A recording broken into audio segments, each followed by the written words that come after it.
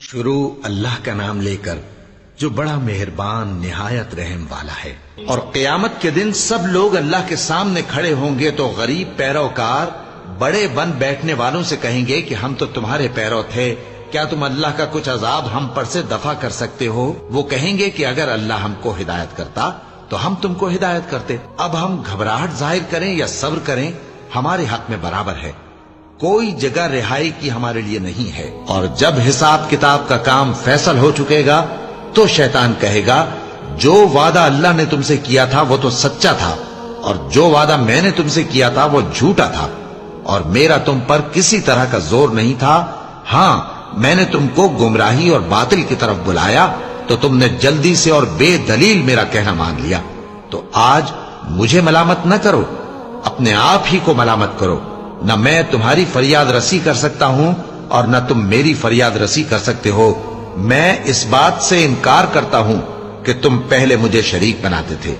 بے شک جو ظالم ہیں ان کے لیے درد دینے والا عذاب ہے۔ اور جو ایمان لائے اور عمل نیک کرتے رہے وہ بہشتوں میں داخل کیے جائیں گے جن کے نیچے نہریں بہہ رہی ہیں۔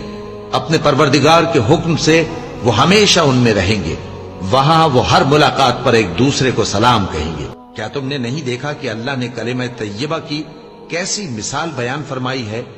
وہ ایسی ہے جیسے پاکیزہ درخت جس کی جڑ مضبوط ہو اور شاخیں آسمان میں پھیلی ہوں، وہ اپنے پروردگار کے حکم سے ہر موقع پر پھل لاتا ہو۔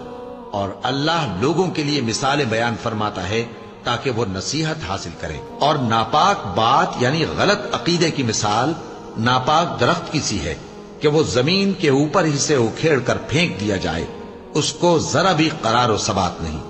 اللہ مومنوں کے دلوں کو صحیح اور پکی بات سے دنیا کی زندگی میں بھی مضبوط رکھتا ہے اور آخرت میں بھی رکھے گا۔ اور اللہ بے انصافوں کو گمراہ کر دیتا ہے، اور اللہ جو چاہتا ہے کرتا ہے۔ کیا تم نے ان لوگوں کو نہیں دیکھا جنہوں نے اللہ کے احسان کو ناشکری سے بدل دیا اور اپنی قوم کو تباہی کے گھر میں لا اتارا، یعنی دوزخ میں کہ سب ناشکرے اس میں داخل ہوں گے، اور وہ برا ٹھکانہ ہے۔